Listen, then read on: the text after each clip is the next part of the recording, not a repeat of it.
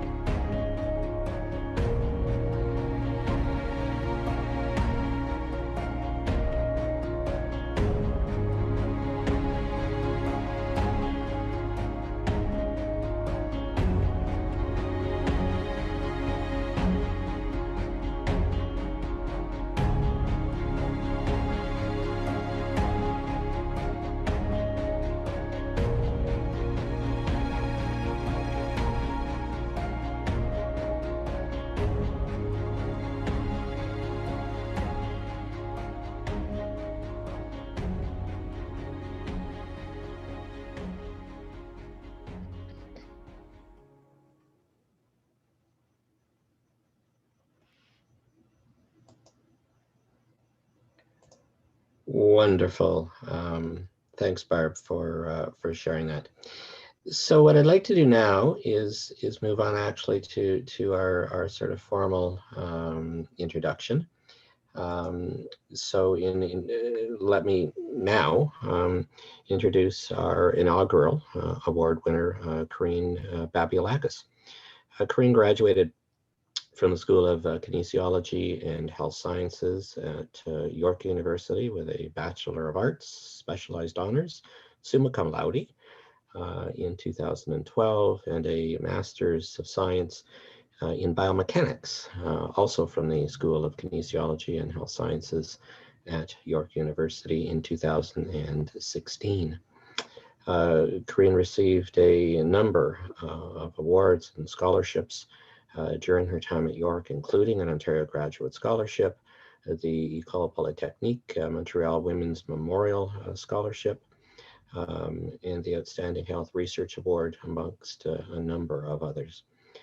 Karine has also been a lead author or participating author on 13 peer-reviewed research abstracts or manuscripts to date, and we would expect there will be more in the future. She was a research assistant at South Lake Regional Health Center and moved to the role of research coordinator in nephrology at Queen's University in 2017, nephrology and cardiology in 2018, and research associate in 2019. And in this latter position, Karine co-chairs the Queen's Kidney Research Unit with Dr. Rachel Holden. She oversees internal and external investigator-initiated and industry-sponsored multi-center clinical trials and observational studies, which are focused on hemodialysis, peritoneal dialysis, and chronic kidney disease patient populations. In addition, Karine recruits, trains, and supervises junior research staff, assists medical students and resident physicians, and recently Karine also supports cancer research at the Kingston Health Sciences Center, in addition to her primary role with nephrology. So it is an absolute pleasure to introduce Karine Babiolakis, who will start us off with the first annual Paddi O'Hara Lecture Award. Karine, over to you. Thank you so much for the introduction, Pat. I really appreciate it. Welcome N2 board members and N2 members from across the country. Thank you so much for being here today. I'd first like to thank the N2 Review Committee for selecting me as the inaugural recipient of the Paddi O'Hara Lecture Award. I'm truly grateful for the opportunity to be able to honor Paddi and her tremendous impact on clinical research education in Canada. So today I'll be presenting my lecture titled Trial by Fire, a narrative of humility, learning, mentorship, and resilience. But before I get into my lecture, I'd first like to take a moment to begin with a land acknowledgement, and this is from Kingston, Ontario today. So let us acknowledge that Queen's University and the Kingston Health Sciences Centre are situated on traditional Anishinaabe and Haudenosaunee territory. We are grateful to be able to live, learn, and play on these lands. So the overall aim for my lecture today is to provide insight and learning from my particular journey as a CRC. And the objectives are first to identify the risks associated with novice CRCs in a challenging and highly regulated clinical research environment. Next, to recognize the value of soft skills in clinical research education. Next, to consider the role of both mentees and mentors in facilitating and maximizing clinical research education. And finally, to reflect on the importance of early and ongoing clinical research education. So 4 years ago, the beginning of my journey as a CRC at Queen's and KHSC felt a little bit like a trial by fire. So for those of you who don't know, a trial by fire is a test of one's abilities to perform well under pressure. And it's actually interesting, it has a literal derivation from the Middle Ages, where a trial by ordeal determined someone's guilt or innocence when the judicial system failed. So a trial by fire in particular involved walking over hot coals or snatching an object out of a fire. So in the first few weeks of my job as a research coordinator, having no familiarity with Kingston, Queens, or KHSC, no previous clinical trials research experience, and no senior clinical trials focused CRC in nephrology to onboard, train, and mentor me, there was a lot to learn and fast. So I quickly had to learn how to navigate the buildings, the people, the politics, the organizational structure, the systems, the processes, the required training, and much more at both Queens and KHSC. So when I barely knew the basics, like what a CTA, a DOA, an SQV, an SIV were, and I frantically tried to complete heaps of training and read every single webpage document, everything I could find. I also led at the same time and coordinated feasibility and startup activities for 3 different nephrologists at that time. So the first study actually was a US industry-sponsored clinical trial, the CALISTA trial. Then there was a London investigator-initiated clinical trial, the CONNECT trial. And then there was also the Kingston-based observational study, the Holter study. So for the CALISTA trial, I coordinated all logistical aspects for a fast approaching US sponsors site qualification visit tour. And this was of our lab, pharmacy, and renal unit. And then for the CONNECT trial, I completed my very first CTO stream RAB application, Queen's Hospital approvals application, and budget review.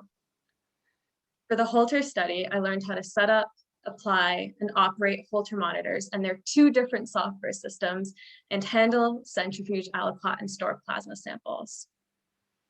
So 2 months in, I also started recruiting, enrolling, applying Holters twice a week, and processing pre and post dialysis blood work for 3 patients a week.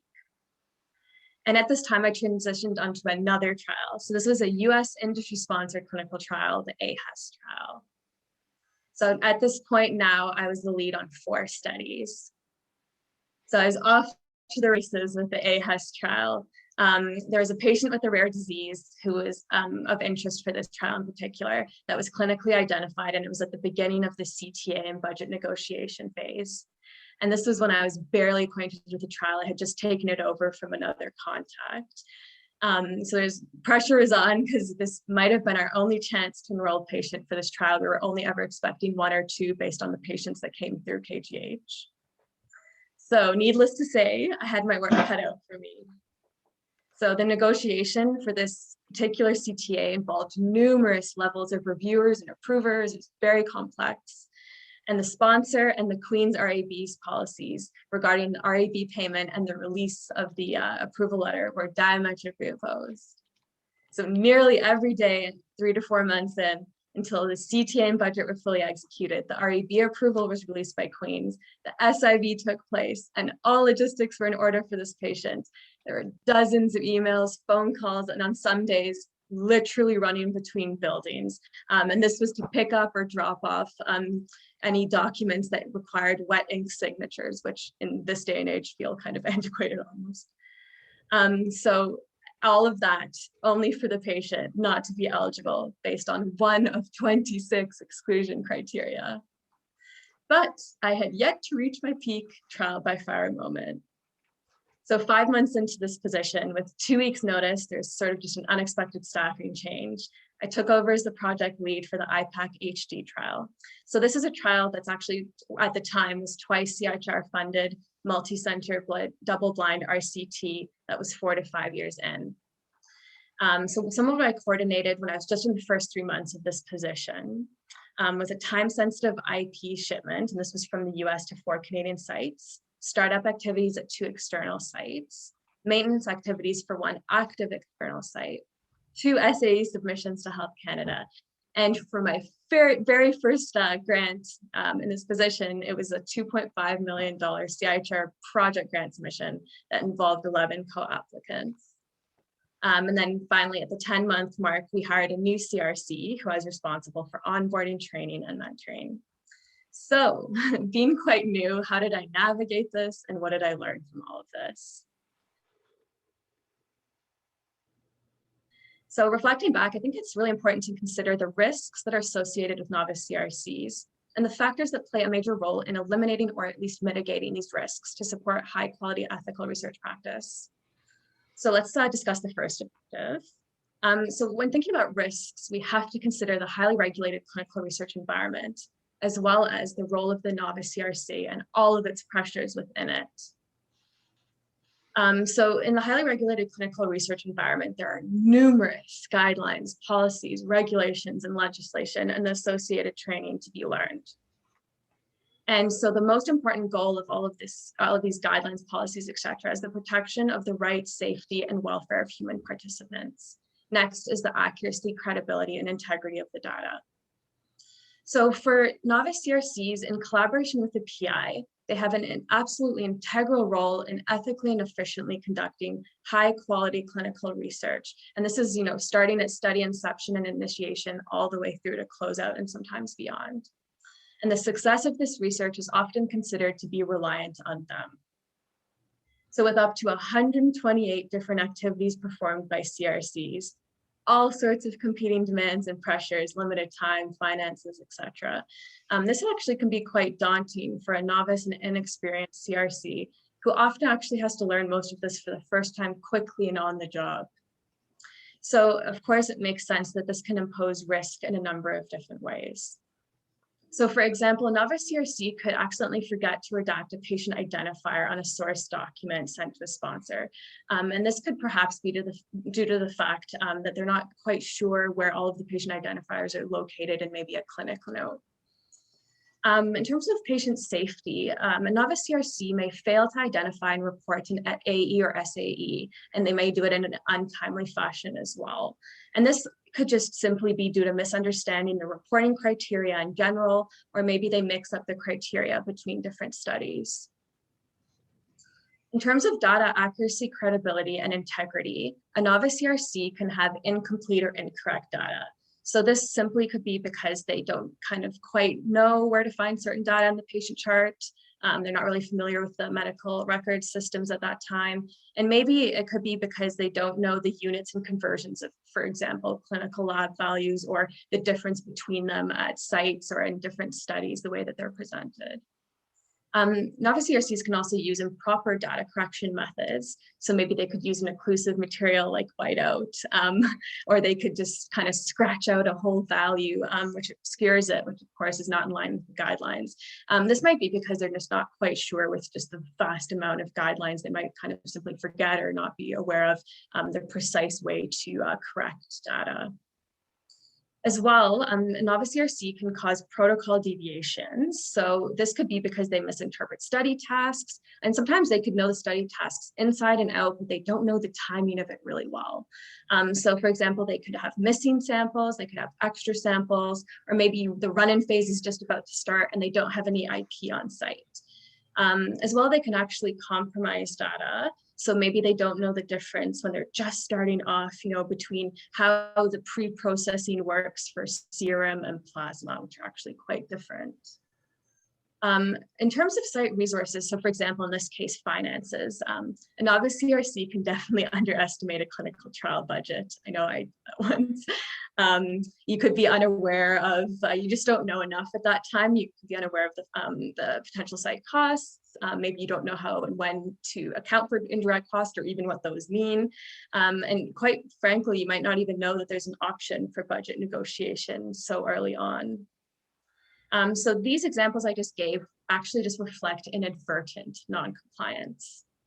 And how, what, where, when, and why a novice CRC performs or doesn't perform a study task can actually all contribute to this non-compliance. So now that we understand some of the risks, we must consider the factors that play a major role in eliminating or mitigating these risks to support high quality ethical research practice. So if we think of sort of hard skills as the foundation, they're the critical first step in formal clinical research education. So you can kind of consider them maybe the first line of defense. And for hard skills, these typically include clinical research and institution-specific knowledge that's gained through, for example, education, content training, and technical and equipment training. So by building a strong knowledge and technical skills base, novice CRCs are less likely to impose risk due to simply just not knowing or not knowing enough.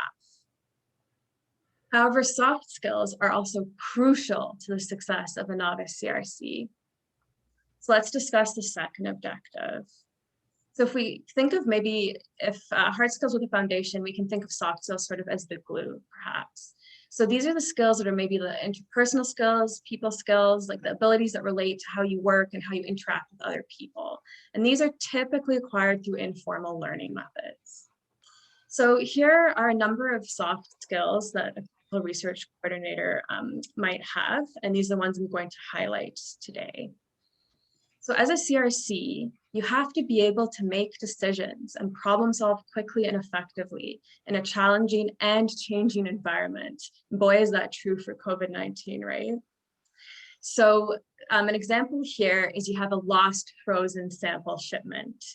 So you have to decide who to involve and decide when it's appropriate to assert yourself and how much, because there's kind of a delicate balance here of you want to get some movement, but you don't want to assert yourself so much that you actually end up obstructing the process. You also want to figure out the safest and quickest option to preserve the integrity of the samples. So in terms of judgment and prioritizing, you also have to exercise really strong judgment, and you have to prioritize well with everything that's going on in the highly regulated clinical research environment. So an example here is if you're dealing with maybe an angry CRC at an external site who's just annoyed about something, you have to kind of consider how to diffuse the situation and when it's appropriate to escalate this to your PI. Another example is maybe trying to execute study tasks within the clinical workflow. So you have to assess what factors are kind of within your control or maybe not in your control, and who you should communicate with in advance to achieve this task without obstructing the clinical workflow. As well, you typically might have competing priorities, and in my particular case, I actually have multiple PIs. So you have to sort of think really carefully about how are you going to prioritize appropriately. So for example, I kind of think about what the divisional priorities are, what deadlines I might have with grants and other things, what the risks involved are for each of the tasks I'm working on, and maybe who are the stakeholders of interest here. You also have to be able to lead, take initiative, and work well as a team. So for example, if you're initiating and implementing a new trial at your site, you have to be able to engage and teach and motivate a research team. So for example, for the CONNECT trial, actually, it was the peritoneal dialysis that we had to take through some new technology with some iPads and kind of show them how it works with the patients as well. Another example here is learning from exposure to well-established research groups. So if you're fortunate enough that you kind of meet all sorts of people in different research groups that have really good sort of best practices and templates and tools and strategies, then maybe you can kind of adopt them into your own group so that you can kind of elevate the performance of your research unit. As well, in terms of teamwork, maybe your colleagues just absolutely slammed and they're behind with their data entry. So this would be supporting your colleague maybe in a time of distress, but making sure that you're a trained and delegated member of the study team before you hop on. So in terms of organization and attention to detail, you have to have a scrupulous attention to detail in this job, and and you also have to be really, really organized. So for example, if you're preparing a multi-center grant, like the one I did for the IPAC trial with those 11 co-applicants, you got to have a really good tracking system in place, which outlines things like timelines, roles, person most responsible, and contingencies as well. As well, if you're preparing a clinical trial budget from scratch, there's just a lot that you can miss here, especially if you go through multiple rounds of revisions, which you often do if you kind of get close to the budget maximum or you're exceeding it, you kind of have to go through multiple times. So you just got to make sure all Excel formulas are correctly applied, that your budget category criteria, that you're kind of within it appropriately, and that you don't exceed the maximums, and that everything's kind of adhered to here. So in terms of communication, you really have to be able to communicate effectively. And honestly, it can quite often be in highly pressured and sometimes contentious situations.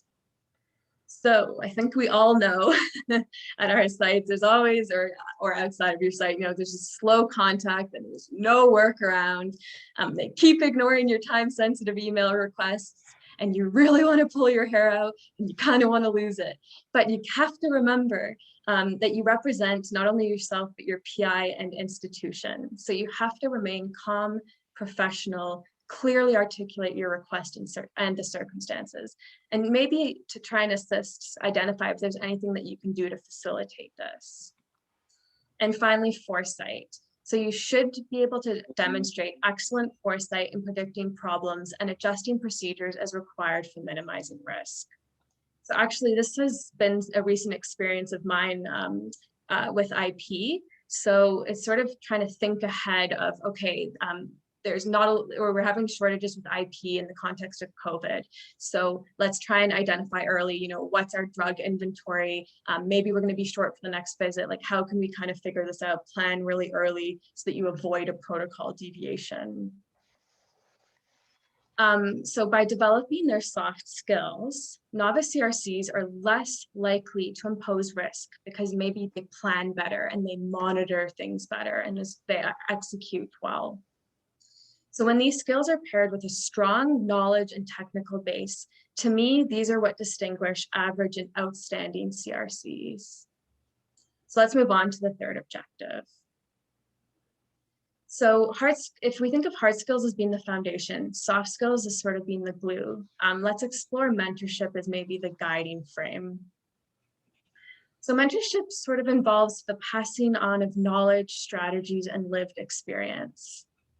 So mentors, which could be PIs or senior colleagues, can have an absolutely tremendous impact, and positive or negative, on the learning, thriving, and even retention of a mentee, so a CRC in this case.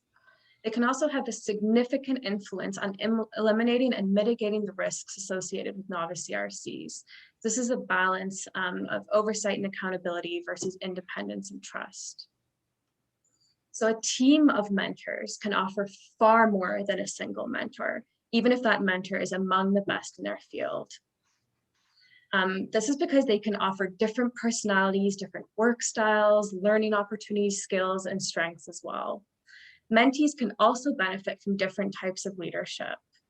I am so fortunate to benefit from this in my position, as I've worked for multiple different PIs and research groups. So this one really resonates with me a lot.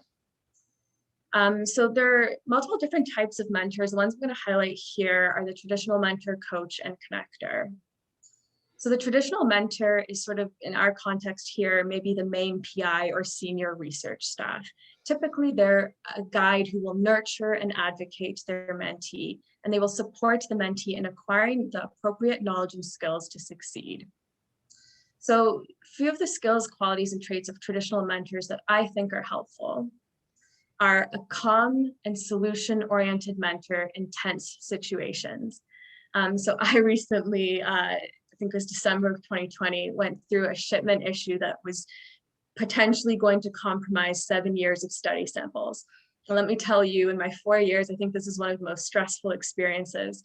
And the PI for this study was just so beautifully calm, focused on the facts, focused on what the possible solutions were, and it just was incredibly helpful. So that was just an example that kind of resonates with me a lot.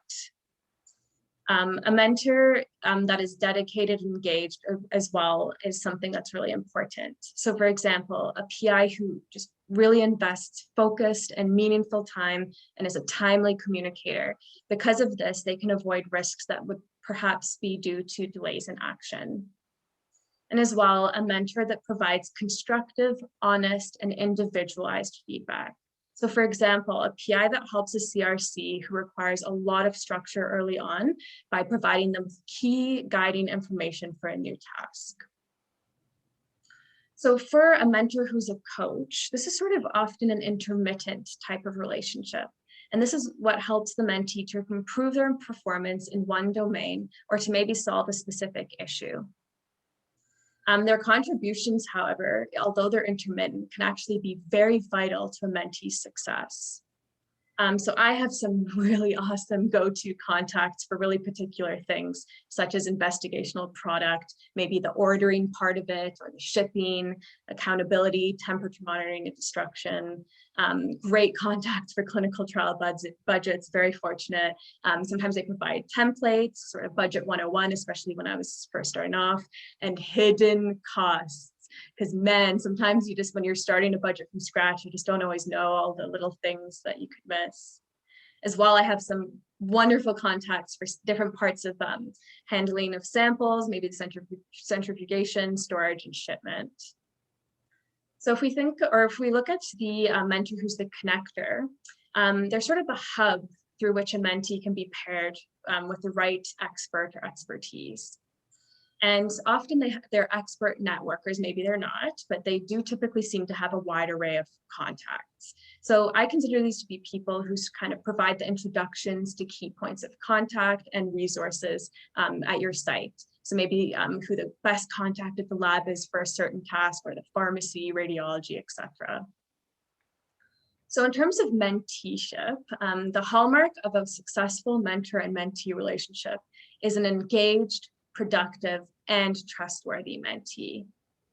The responsibility is not just on the mentor. Mentees play a crucial role, and they have to bring their A game. So there's a number of characteristics that can optimize a mentor and mentee relationship and a mentee's learning. So humility and teachability. So an example of this is being very open and responsive to guidance from a senior CRC or PI. Honesty and transparency. So maybe being able to admit when they're lost, they don't understand how to operationalize part of a protocol, or maybe they just don't know how to adhere properly to a specific regulatory requirement. And then it's that next step as well of saying, I'm lost and I really need some help here. And then reliability. So this would be a CRC who consistently demonstrates preparation, due diligence, and follow through with study tasks and research requests. So a productive relationship between a mentor and mentee can eliminate early mistakes, which can compromise the protection of human participants and data quality, buffer the novice factor, and advance the CRC's clinical research, education, and practice, and later on, fine-tune and elevate that practice with ongoing guidance and input. So let's move on to the final objective. So one of the most important strategic directions identified by N2, and in particular, this is actually the N2 Education Committee, is to equip researchers with the necessary tools and programs to conduct high-quality investigations with integrity, efficiency, and continuous quality improvement. Reflecting on that goal, I think of myself as a novice CRC when there's just so much to learn, a very steep learning curve, and that even gaining foundational knowledge was a challenge. At that time, I relied heavily on any documents and resources I could find. And resources like the ones created by N2 and Paddi are absolutely crucial at a very critical point of CRC development. I am very grateful to have had them and a group of simply outstanding, incredible mentors at Queen's, KHSC, and beyond. So I actually continue to use these resources, but in a kind of much more targeted way as I've kind of made my way through this position. So I, for instance, would use the CITI TDG IATA for shipping and 2 SOPs for management of IP, etc. In my capacity as a mentor to train new staff, and sometimes creating my own checklists and protocols. I just find it extremely helpful. It kind of takes you back to the basics, and maybe you haven't done a task in a really long time. And you know, there's always so much that can be helpful when you go back to it. So early on as a novice CRC, humility and learning very much define my path. There's just so much to learn, such a little time. And I really did have to recognize, which is kind of hard when you come out of grad school and you sort of think that you kind of are doing a bit better in life, that you actually don't know a lot and that you need a lot of help. So as I've progressed, I've moved more into mentorship role for novice CRCs. And humility and learning still continue to guide my clinical research practice. And I continue to learn from both my mentors and mentees. And I continue to seek out resources to facilitate and try and maximize my learning as much as possible. So in such a fast-paced, challenging, and highly regulated environment, resiliency has been the common thread for me throughout. And the major part of my resiliency is having access to resources, mentors, and opportunities.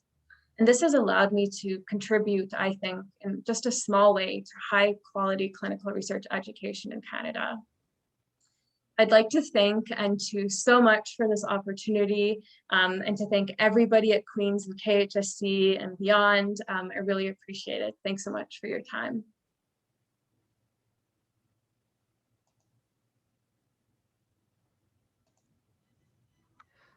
Thank you, Karine. Thank you so much. So some absolutely wonderful thoughts. A great presentation, and I think very fitting for the awards committee in terms of the selection of this kind of personal journey, this sort of personal narrative as the kind of inaugural winner. I think it was a great choice. There are a couple of questions Great. in the chat already. One of them comes from Rachel, and it builds, I think, a bit, Karine, on kind of the hard skills, soft skills framework. It's a really interesting, kind of concepts around this. And Rachel was sort of asking, and you can probably read it there yourself, but if you're hiring someone who's new to the clinical research, what would you say are the most important soft skills to look for to help ensure their success? So what are those key soft skills in your journey, we'll say? Yeah, I'd have to say, I think communication, honestly, because you can be really organized. You can have kind of a lot of other soft skills, but if you don't communicate well, then the other soft skills can kind of be compromised. And I feel like there's so much of what we do over email, phone calls, in person at patient visits. The way you communicate can make such a big difference. And especially when you're in those sort of high risk situations, or maybe a deadline's coming along, or an SAE or something like that. And even just the way that you write the subject line of the email to catch the attention of the really busy nephrologist or whoever you happen to be working with can make a hugest difference. And I think it's really important just day to day. I mean, in articulating if you understand a task, or if you need help, and sort of, in different forms, in a grant, for writing. I just really do find communication, just in my experience working with multiple different PIs, some CRCs that are a bit junior, I do find communication is sort of one of those central pieces. Right. Okay. So communication really being a core skill of those soft skills. I think so, yeah. And both verbal and written. Yeah, oh, absolutely. Yeah, absolutely. Okay. Is that something, now, for instance, if you were going to be doing some interviewing, and I mean, based on your bio, it sounds like you probably have at this point. Yeah. Yeah. In your time in Kingston. So what do you look for? Do you look for the hard skills? If you're interviewing somebody, for instance, would you be looking for, they can cite TCPS and, page 32, clause 9, subsection 4 of GCP? Or do you look for some of those soft skills? Like, how do you, again, kind of emerging in your career in this, how do you think about that?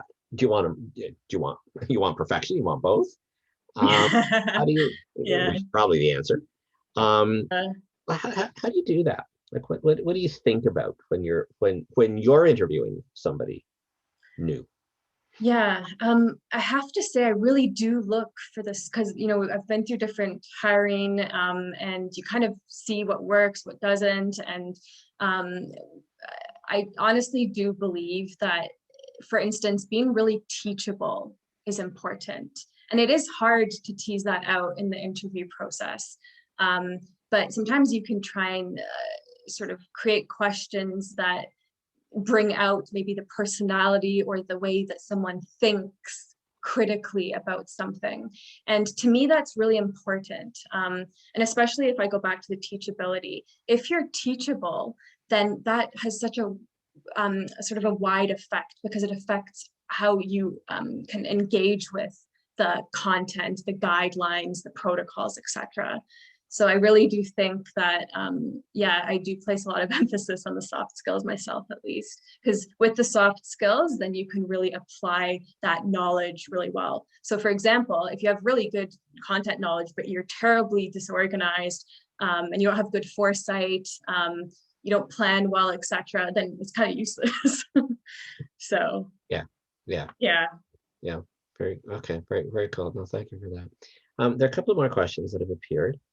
Sure. One of them comes from Dawn, and Dawn is just sort of asking a little bit about, do you feel that there's anything that N2, for instance, could be doing to help on the mentorship front?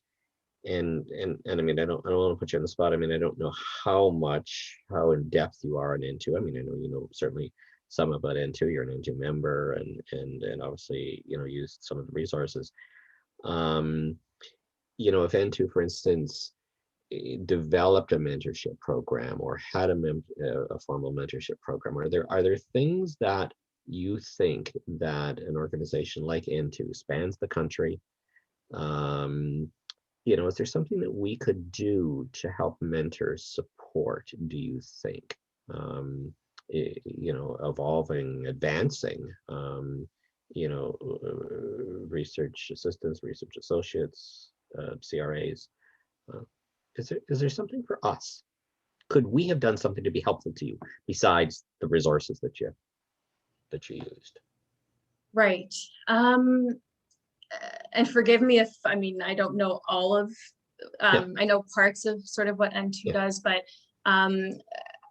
maybe I think I saw like a few months ago when I was looking on the Department of Medicine webpage at Queen's in particular, that I think when they have new faculty come in, they sort of, not that you could pair 1 million people across Canada up with like one mentor, for example, but there's sort of programs in place. So for example, maybe there could be different workshops and things where maybe you can connect with a mentor about like a targeted skill. So maybe, one time it's about budgets, or another time it's about the regulatory environment or stuff like, or anything that, and maybe it's one of those things where if people were polled to see what those big ticket items of what kind of people struggle with in the beginning, and being able to have dialogue back and forth. So maybe if it's not kind of like a one way where it's just a lecture and people get to kind of go back and forth and come with kind of real questions that they have at that time. And anyways, that's just kind of a random.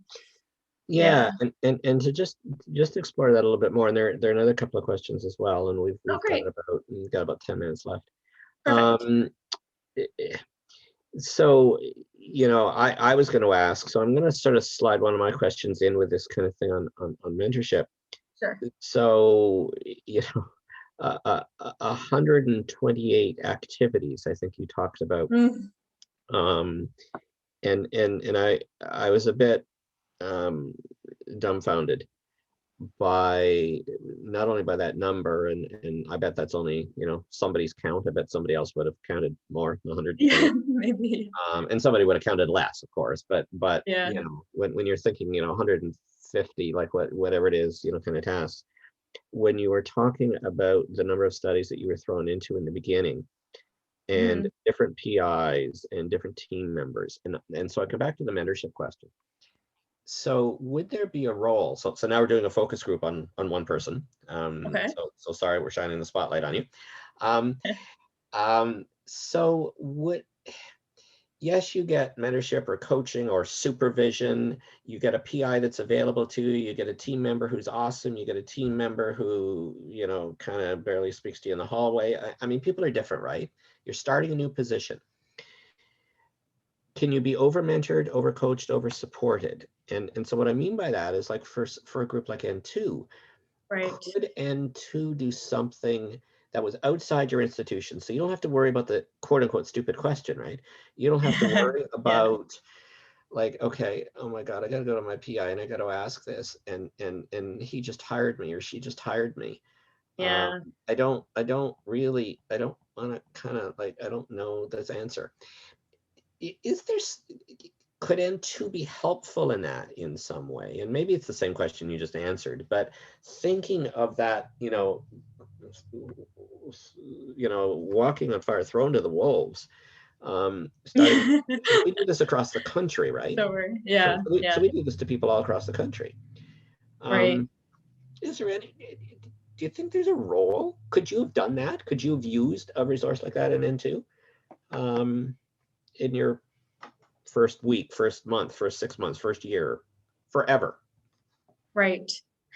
Yeah, so it's interesting because I remember going back, like when I was shipping recently, because I don't ship very often, and I went back to the CITI model on the TDG IATA, and I literally sat with it and made a checklist.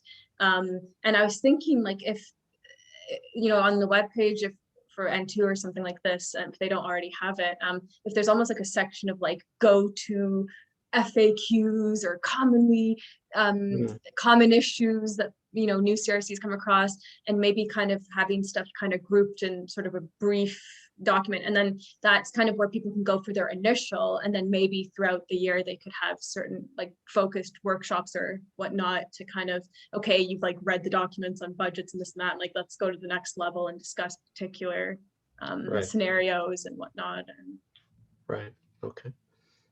Or go to people. Yeah. Possibly. Possibly. I don't the only reason form a reception to that. So that's interesting. Okay. Yeah, I think I was just thinking of the scalability of that, but I guess, I mean, now in the virtual world, actually, that's a good point. That probably you can reach a lot more people more quickly and at the same time. Yeah. So. Yeah. Okay. All right. Excellent. Another question here from Lisa. Thank you for your presentation, sharing. Oh, thanks. Knowing what you know now, what would you tell earlier you, so younger Karine, for your younger Karine, that you need to focus on in your training and education? So what would you tell a younger version about what you need to focus on in training and education? What would you do differently, if anything? In terms of education, I think that people come from varied backgrounds. So, I had a kinesiology degree, someone else could have a biomedical degree, etc. So I think from that angle, I think it's quite varied coming in. So I think the one thing I've noticed actually in our recent hiring process, that a lot of people are actually taking the clinical research coordinator certificates or diplomas. I think there's one at the Michener Institute. And there's another one in Toronto, I think. So I haven't been through it, but from what I understand, I think it's actually quite helpful. I do know that there was a project lead I worked with once that went through project, depending on what role you go into. So sometimes a research coordinator moves quickly to project lead position. So maybe project management, courses, things like that. And I think the other thing was training, right? That you mentioned. Yeah. Let me think what else in addition to maybe the CITI and protocols and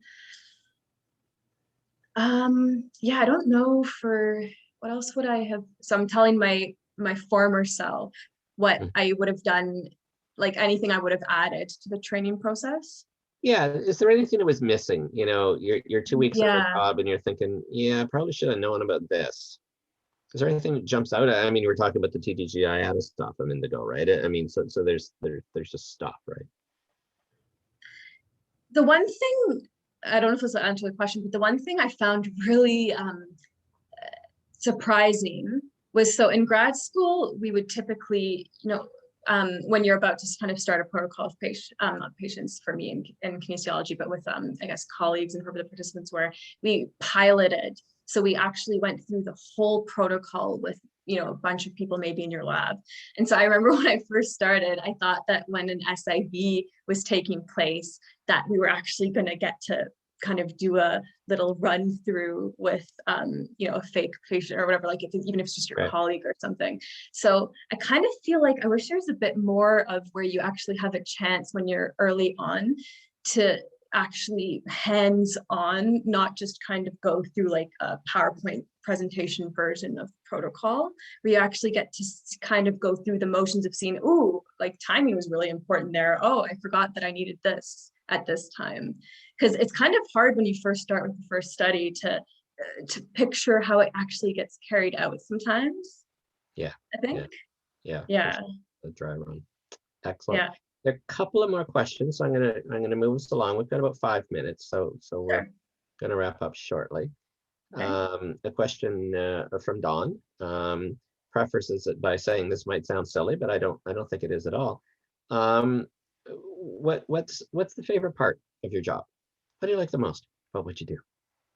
Oh, the patients and the patients' families. Oh my goodness, I love them so much. They're so interesting, and in nephrology, they're just so incredibly sick, a lot of our patients, and the amount of like optimism that they have and resilience that they have, and that they take the time, feeling awful, a lot of them, to actually still think outside themselves about benefiting, others, because sometimes in studies, they don't get the direct benefit right then and there. And I just love people. I also, like you do, I love conversation. So I'm not just there in the visit to carry out every little thing about the protocol. Like, of course I have to do that, but I love those like organic moments too, before or after a visit, where you really get to know the patient's story, and especially when you have that long-term relationship with them.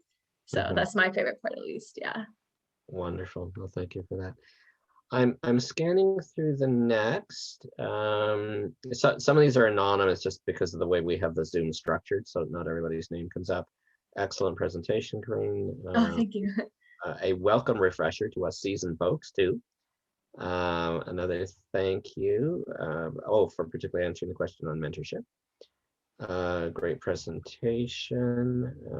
Everyone can relate to the material presented. So again, another thank you, couple of thank yous, and then a note about McMaster. McMaster has an applied clinical research program.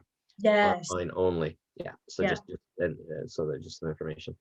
That's I might squeeze in one last question. Sure. Just before we wrap up, we do want to do that though. So I'm coming back to just being struck by your first 4 or 5 slides. A move to Kingston, I presume. Well, you were at York, so I presume you yeah. I literally moved for the job. Yeah. Right. So move for the job. So new, and I'm asking this on behalf of some of our audience who are going to have been at this for more than 4 years. They're going to have been at it for 20 years or 25 years or 30 years or 15 years, and they hire and they supervise and they bring new staff on. What's important for us to know? And I go back to your first 4 slides. New city, people move for jobs. Yeah. They get a new job. They try to impress in the interview. They hope to get the job. They land the job. Sometimes a mixed blessing. Yeah, got the job. Oh my goodness, now what? I got to show up on Monday morning. 4 slides or 5 slides worth of new studies. And I'm sure there was no conversation about, so do you know how to do this? You just did it. You were expected to do it. So that's my long-winded preamble. On why did you stay? And I'm not meaning because I just rented an apartment and I needed to pay my rent. I mean, of course people stay because they have bills and they have whatever. I get all that. What is it for those of us that have been at this for 20 or 30 years and are bringing on new staff, those soft skills, how do we keep Karines on our team, assuming it's a good Karine, and you don't want the bad ones. It's a different issue, right? But yeah, how do we do it? What do we need to learn to keep you on our team and promote you and keep you in the organization? Right. I think first of all, early on, just the understanding that there's just a lot going on. As you said, you've just moved. It was like my first full-time position out of grad school. and you're kind of learning just the ropes, and you're learning the city, you're learning the institutions. So I think at first it's just kind of developing those relationships with whoever's kind of in your research team. And I think in terms of retention, for me personally, at least, I like the opportunity for growth and for opportunities.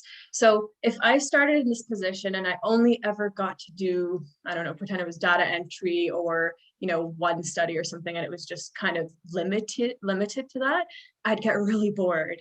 So even though it can be really insane at times when, you know, in research and stuff just all collides at the same time, I love having so many things on the go, and I love the opportunity. You know, it was a bit hectic when I kind of quickly got onto the multi-center trial, but my goodness, it was just such an amazing opportunity. And I think what resonates with me too a lot is I've had PIs who, they kind of believed in me more than I believed in myself. You know, when I first started IPAC, I remember my supervisor kind of saying, "Oh, you're doing fantastic." And I was like, "I don't think I am," because I was still figuring out how on earth to ship a drug. And so I think when they just really build you that confidence and give you opportunities for growth, and sometimes even if it works in the particular research area you're in, if they get to work something in that's related to your interests. You know, I come from a kinesiology background, and sometimes, you know, it's like, oh, actually, if we can fit something body composition related in here, or yeah, so I don't know, I think that full sort of package. Yeah. All right. Yeah. So that's wonderful.